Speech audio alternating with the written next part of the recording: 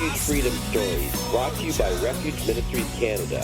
For the next half hour, your hearts will be filled with hope as you hear real-life stories from individuals that have been changed by the power of God. Enjoy the show. Welcome to Refuge Freedom Stories. I'm your host, Johnny T, and today my guest is Katie Jones.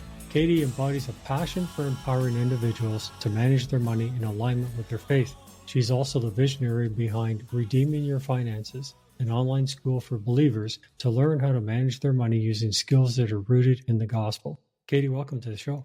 Yeah, Johnny, thank you so much for having me. I'm excited to be here with you today. It's great to have you here. I know that you are a youth pastor's wife. Mm-hmm. I know that God has a calling on individuals to go into the ministry and things like that. But I'd like to back up a few steps and talk about your journey of faith and how you got into that particular part of your life. How I got to being a youth pastor's wife particularly? Sure. Well, I became a Christian back when I was in youth group myself. My family and I were going to church often, and we were regular attenders, but I really didn't know what it meant to be a follower and a disciple of Christ until I was about 13 years old at a summer camp up in Wisconsin. And that's when I really started to understand that relationship aspect of being a follower of Jesus. Because before that, I thought it was only about going to church and doing the things that you're supposed to do. But after that time at summer camp, from that point forward, I really dedicated my life to Christ. And, obviously I was a teenager and didn't really know too much about what I was doing in life in general. But that was the moment I really became a Christian. And then I kind of rededicated my life to Christ right at the end of high school. I decided to go to Colorado Christian University, where I did eventually meet my husband. And we actually started dating our senior years of college. And we dated for a couple years and got married after that. But it's been a really interesting journey of faith for me. Obviously all the ups and downs in all areas of life. And even before that, my husband and I were both actually in very serious relationships before we found each other. And for different reasons in both situations, our relationships with these people had ended, and the two of us ended up connecting through youth group in a way, since I was actually helping out at a youth group at the time, and his roommate was the youth pastor at this youth group that I was kind of helping out at. And I became friends with this roommate of his and some of the other leaders within the youth group. And they were all living with my soon-to-be husband, basically. And that's how my husband and I actually met, was through his roommates who I was doing youth group with. It was just a very unique journey on getting to find each other. Yeah, it's interesting how God brings people across each other's path and how they kind of connect and have consistent beliefs and have passions for the same kind of work for God and things like that. And God tells us we become one, and that allows us to work for Him in a greater way. Thank you. Yeah, absolutely. So from that point forward, you started moving into the financial world or into financial investing. How did that kind of transition? I know you're still involved with youth ministry, obviously, because your husband is, but what drew you to the financial part of your life? When we were in college, I was actually working for a property management firm at the time. And I was helping other landlords rent out their rental properties, and I was managing them and making sure that the tenants weren't, destroying them or, making sure that they were paying rent. And I really liked seeing what these landlords were doing with their investments. And I was like, wow, that is really cool that they have this asset and they're renting it out and they're gaining some kind of income. And they don't really have to do a lot of work besides getting that rental property set up. And then, we're managing it for them. So I thought that this was really unique. And it was the first time that I was exposed to something like this when I was working at this property management firm. And so I started learning a little bit more about what it would take to invest in a real estate property of my own one day. And I really love learning. I read a ton of books, listened to lots of podcasts, and I really started to gain knowledge from hearing other people's experiences about investing in real estate as well. And my husband and I were dating, and I remember telling him, I'm going to become a real estate investor one day. And he was like, okay, well, I'd love to join you on this journey, but maybe let's get married first, and then we can kind of figure this whole thing out together. And I was like, okay, yeah, great, we'll do that. So a couple of years after we had been dating, we got married, and then we actually bought our first rental property only a few months after we got married.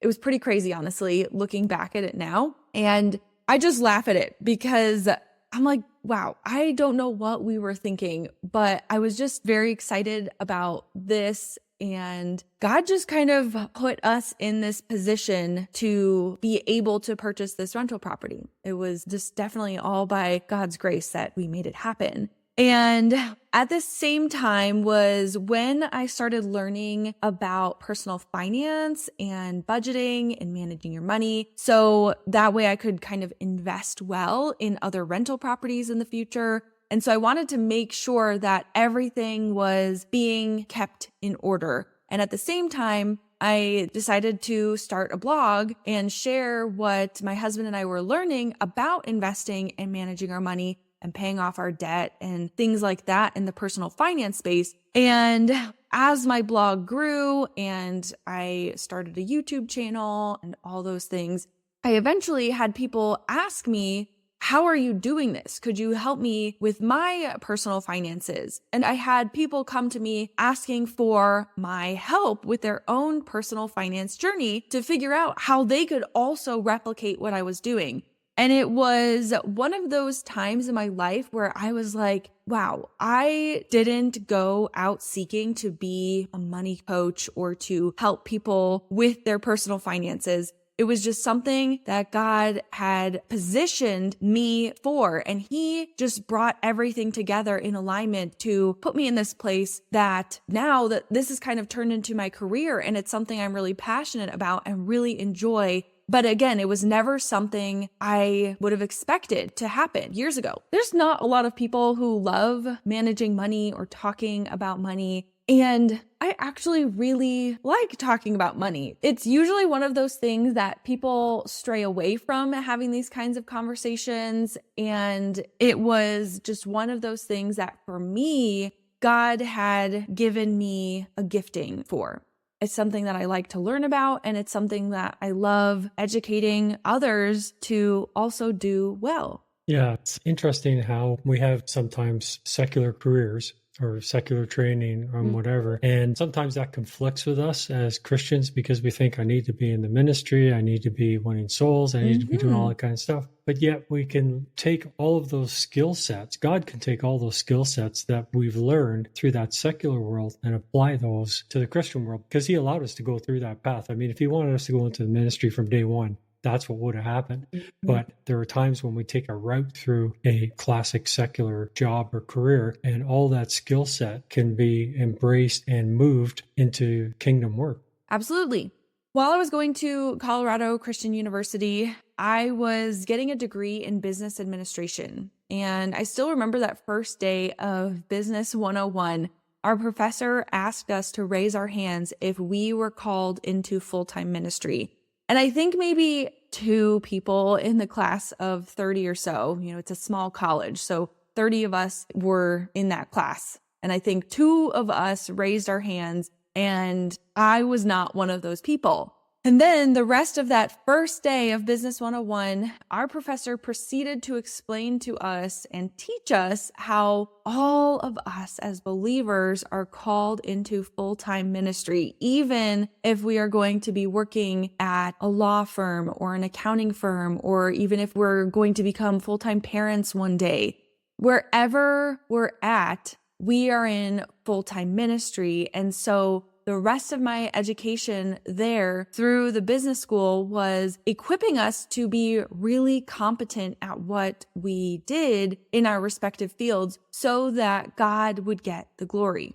We're doing it all to be a light to others, and then hopefully opening those doors to have conversations with the individuals around us who might never step into a church or might never experience a missionary or something like that. We are the missionaries in our respective fields. And that was something that was extremely transformational in my whole journey through figuring out what my career would be one day. Originally, I thought I wanted to be a youth pastor myself, or even maybe a teacher at a Christian school or something like that, because I really do love teaching and educating.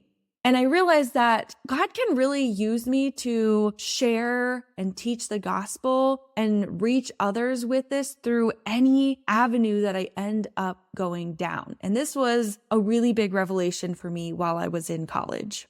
And it's so important that we understand that we're in the quote unquote marketplace. And yet the disciples were in the marketplace every day. Exactly. Yeah. They were fishermen, they were carpenters, Paul was a tent maker. Mm-hmm. And it's too easy for us to think of that as a lesser calling because God's no respecter of persons, right? Exactly.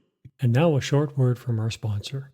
MyPillow is excited to announce that they're having the first ever mega sale on overstock clearance and brand new products. For example, save over 50% on this season's flannel sheets. Queen size only $59.98, king's only $69.98. They sell out fast every year, so order now.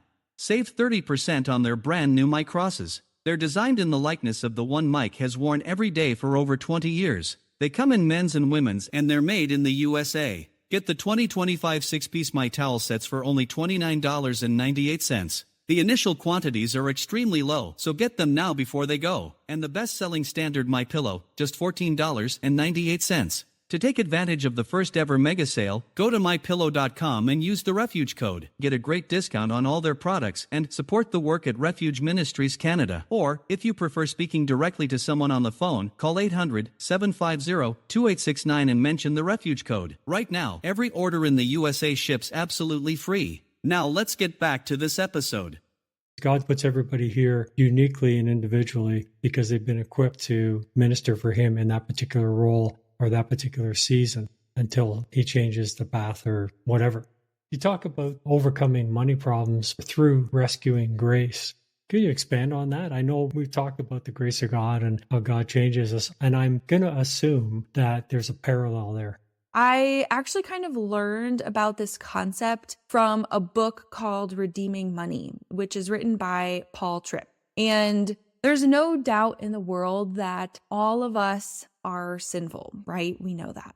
You and I are both broken, and because sin has infected our hearts, the decisions that we make are also going to be impacted by that. And that's just kind of the reality of our situation. Our sin ultimately leads us to make really self-centered decisions with our lives and especially with our money. And we keep it for ourselves. We spend it on our own pleasures and desires. We take on more debt to buy bigger houses or nicer cars or just more stuff. And the majority of the clients that I work with struggle with all these things, especially with overspending in some way, shape, or form. And what so many of us struggle to understand and to learn, myself included, is that we can't just work harder at all this stuff and just hope that we get better at it. And this goes beyond just our money too. When we have some kind of sin that keeps creeping up in our lives, we can't just work more to get rid of that sin and try harder. We won't ever be able to just kick our temptations without the grace of God. And so that's where the rescuing grace comes from, because the only way that anything we're ever going to do is going to be able to transform our lives and to kind of see a way through our sins and to overcome our temptations is through life-transforming grace. And this is just the kind of rescuing grace that Jesus offers us. And so that's why it's really important to understand grace actually has a big role to play in all areas of our lives, and especially with our finances. And what we need is to invite God into our financial situations in order to experience that freedom from needing bigger houses or better things or more stuff. Yeah, and I believe part of the victory over that area is also where our focus is.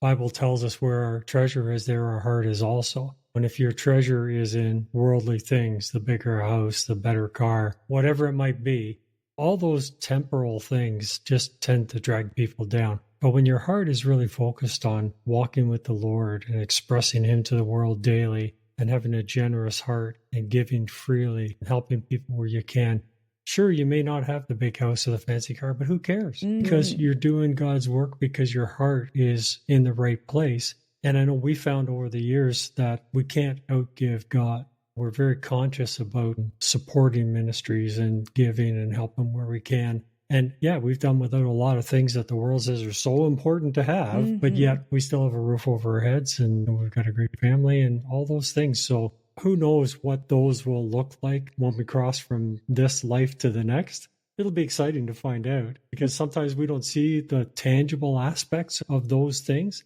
but God does.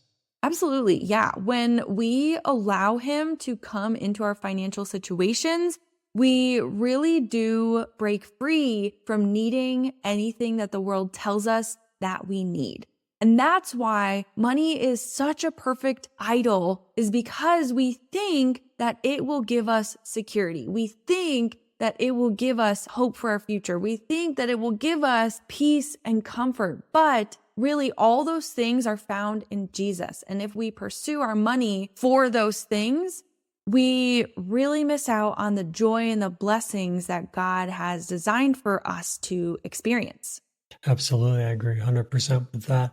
Now, your main focus of your financial advising, if you want to call it that, is Christian-based. And you say that your focus is to help believers in their finances. Have you had opportunities to share these principles with people who don't profess to be Christians? And what kind of impact has that had on them? Yeah, actually, interestingly enough, not in like a coaching or in any kind of professional sense, but even just having conversations with those around us, like friends or families or individuals, when I talk about what I do, right? Everybody's like, oh yeah, what do you do for a living? And I say I'm a certified Christian financial counselor. I think the look on people's faces says it all, in the sense that they're kind of like, wait, how does that work? How can a Christian also be working on finances? So getting just to tell people about the joy of bringing God into their situations and to share with them, I do everything for the glory of God. I want to be able to be excellent at what I do, so that way I am honoring to God and what He has given me with respect and joy, that I get to manage these resources. And then they start to kind of put the pieces together that being a Christian isn't just going to church, right? It's actually actively living out our faith day to day in any activity, whether it's my finances or with my friends and the relationships I have with my family, even just my thought life. These are all areas in my life that I want to be saturated with the gospel. And so I think it's just an eye-opening experience to some people that it can be a thing that we can bring our faith into these money conversations, because from a worldly perspective, we keep any form of religion out of everything else we do, right? Politics, finances, governments, anything like that. People say, no, you can't bring these conversations together. I think it's a unique perspective that I've brought to some people to actually have these sorts of conversations. Yeah, well, it's all or nothing with Christ. You either live for Him or you live for the world. So if you're living for Him, it just soaks into everything we do and say.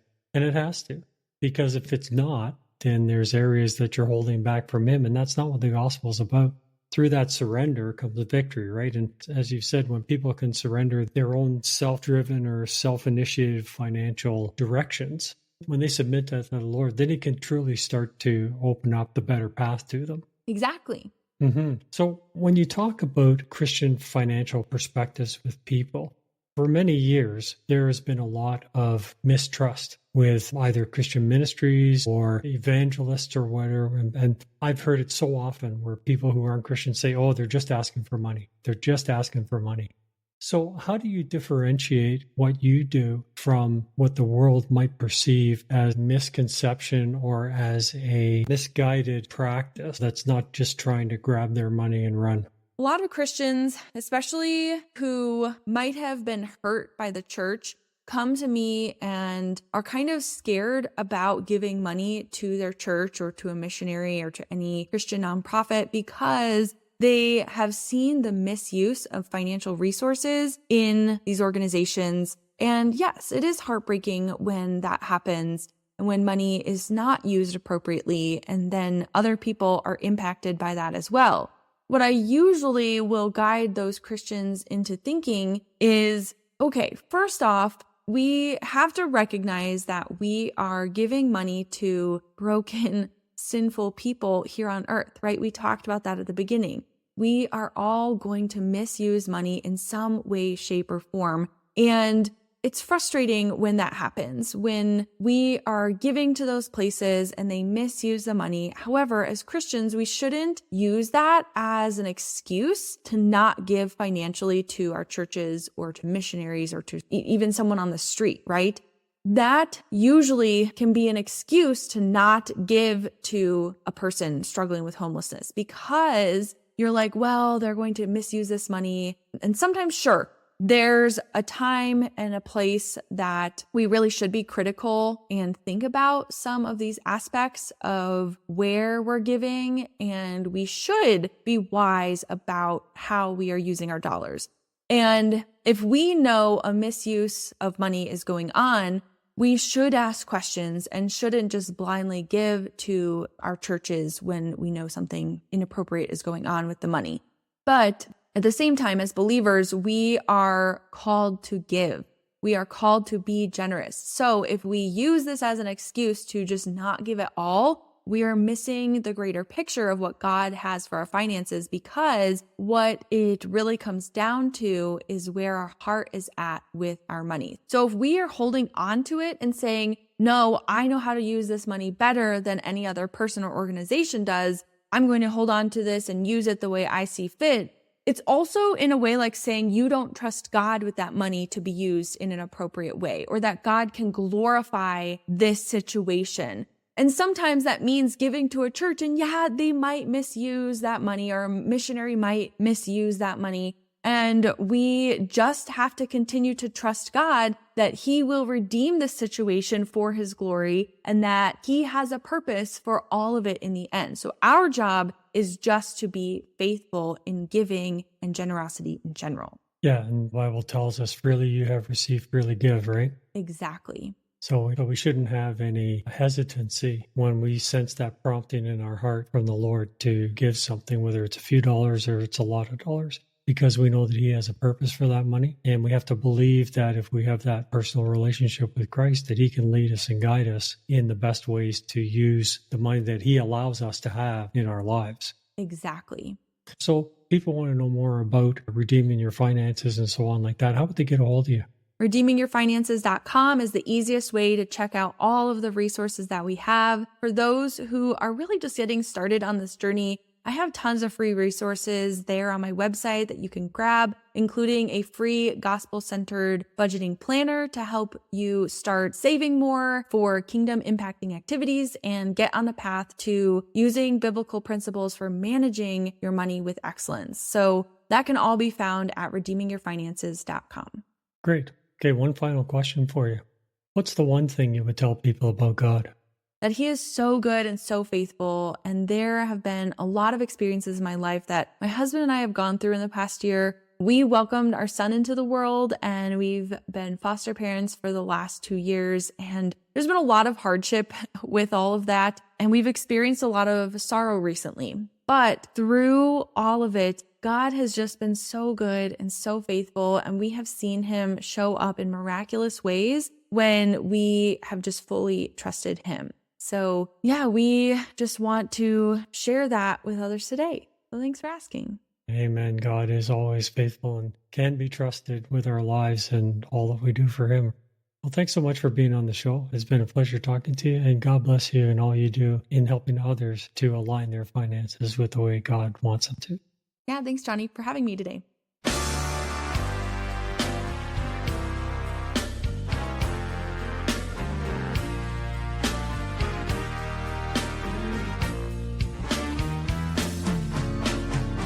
When I think of the goodness of Jesus and all He's done for me, My soul cries hallelujah. Thank you for the victory. God will supply all of my needs. All my needs. I've been out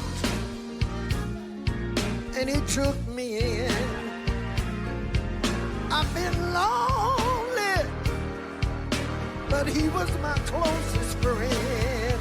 God will supply all of my needs. All my needs. I've been through the storm, and I've been through the rain. I've had some sick days. Oh, I had some pain. But God will supply all my needs. All my needs. God will supply. He'll supply all my needs. God will supply my needs. He'll supply all my needs. You ought to try him, and you'll know he will. He'll supply all your needs. He will supply your needs. He'll supply all your needs. I've been down, and he picked me up. He'll supply all your needs. I know just what he'll do. He'll supply all your needs. If he'll do it for me, he'll supply all your needs. He'll do it for you. I know that he will. He'll supply all your needs. God will. I know he will. He'll supply all your needs. I know he'll supply. God will. God will. I hope that you have enjoyed the last half hour as much as I did. Thank you again to Refuge Ministries Canada for hosting the show. So until next Friday, may God richly bless you with peace, love, and happiness.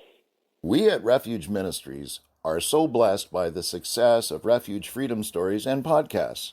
In addition, we focus on youth prison ministry, release kits, and many other diverse outreaches to the needs of our community. As a nonprofit, there are many costs involved, however, and we are asking for your support. Financial gifts can be made via our website at www.refugeministriescanada.com or by calling 519-701-0108. Your giving makes this work possible, and we thank you in advance for your support. That's 519-701-0108. God bless you.